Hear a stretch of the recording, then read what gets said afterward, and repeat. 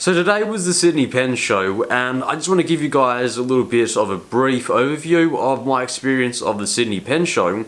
And it being my first pen show, I was actually really excited to be there, but I am embarrassed to admit I did forget about the Sydney Pen Show. I knew about it about 3 or 4 months ago, and I just forgot about it until last night when I got a nice Facebook message saying, remember, Sydney Pen Show is tomorrow, be there because it's going to be awesome. So I didn't plan enough time to be there. I wasn't there for as long as I would have loved to have been there, but I still got about an hour and a half there, and it was really enjoyable to be at. So I've seen a lot of people go to the DC Pen Show. It's the pen show that everyone seems to go to. I believe it's the biggest in the world, and that sort of set a lot of expectations in my mind when I was going there. One of the cool things about this pen show is that they set it up at the Maritime Museum, which is in Pyrmont, and to anyone that has never been to Pyrmont, I've got to say it is one of the most beautiful locations probably in the world, or at least in Sydney. It's right on Sydney Harbour. It is really beautiful, and as well as that, it was a really nice day for it. So I think I got there at about 11 o'clock today. Quite a few hours after it had started, and I was actually really surprised at how many people were actually there. My expectation was there would be 30 or 40 people there, just strolling around there, sort of a little bit quiet. But when I got there to the room, there was at least 60 people in the room, and it was actually pretty crowded. Yes, it wasn't the biggest room in the world, but 60 people was a lot more than I was expecting, because you've got to think about it this way.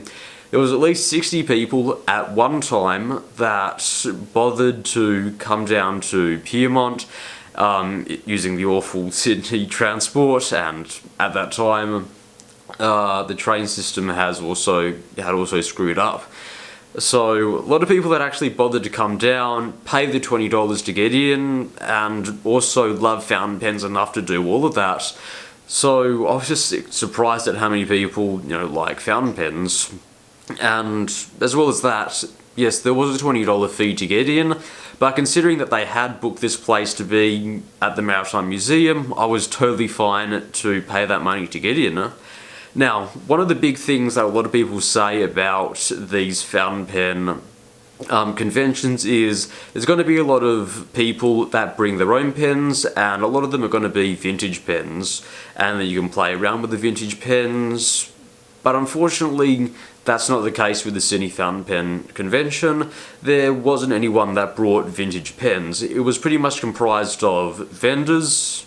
Yeah, pretty much vendors, and a few people doing calligraphy and some ink sample testing, and the vendors were pretty much selling the basics, so fountain pens, notebooks, calligraphy supplies, which was pretty cool, and as well as that, inks. One of the cool stands that was there was the Pilot stand. They had a whole bunch of Pilot custom heritage pens. I think they had about 8 of them with a whole bunch of nibs on them, and you were free to be able to use them. I thought that was pretty cool, and as well as that, I got to try a whole bunch of different pens. I think in total I tried at least 20 different pens, and that's probably more than I've ever used, because normally when I go to stores, I have a pretty good idea about what I'm going to buy, and normally I'd only test about 3 or 4 different pens because I don't want to waste their time, and a few other nibs, but here I was able to test a whole bunch of new pens.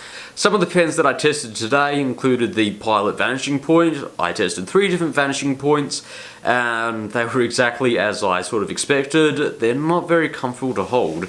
I think a lot of people won't like me saying that, but they are just not comfortable to hold. I tried a Homo Sapiens, a Platinum 3776, Lamy Dialogue, few TWSBI Ecos.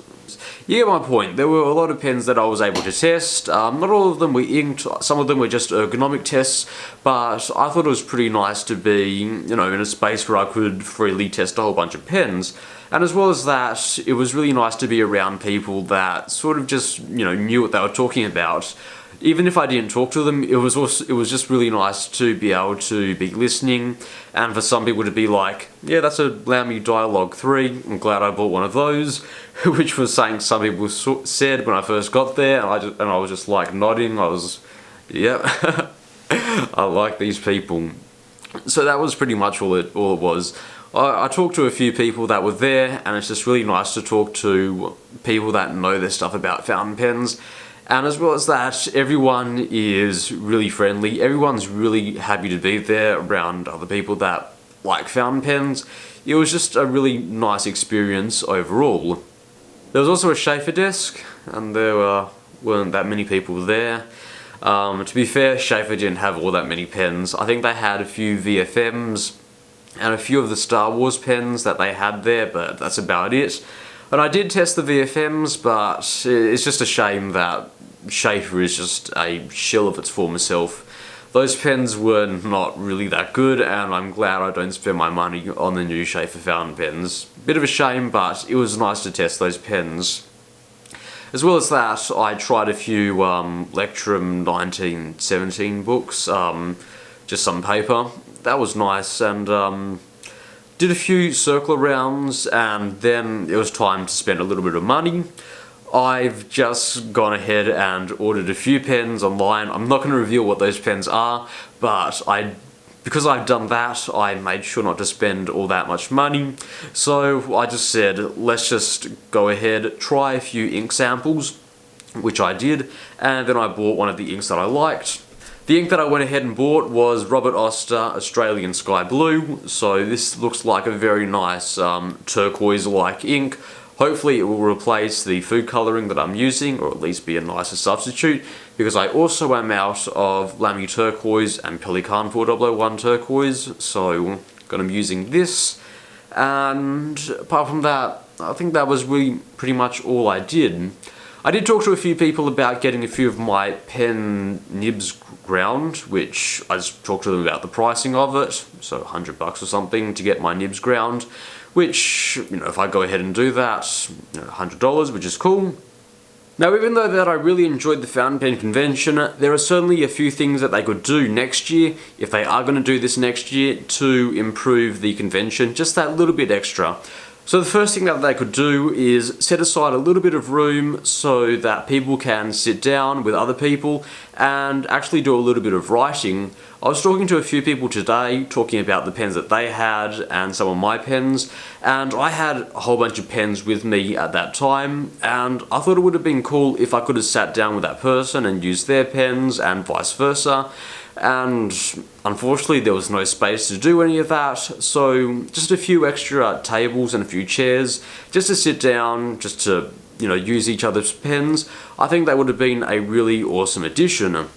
As well as that, I think it would be really awesome if they could find someone who could bring in a whole bunch of vintage pens, because even though that there were heaps of pens, and believe me, there were hundreds of them, they were all brand spanking new pens from, retailers, and even though that new pens are awesome, they're just not exactly the same as vintage pens. Vintage pens just have that little, hard to describe thing, but vintage fountain pens are really awesome to use, and it's just pretty cool how in places like DC, they have people that bring in vintage pens. Here, it would be a really cool and welcome addition, because truth be told, I've always wanted to use something like a Parker 51, though I've never been able to, because, they're sort of expensive, and I keep wasting my money on knockoff Parker 51s. Oh, there you go figure. But that's about it. To everyone who organised the Sydney Pen Show, big thanks goes out to you guys. I can't imagine how much effort it would have taken to actually get this together, and to everyone who actually turned up, hope you all had a wonderful time there, as much as I did.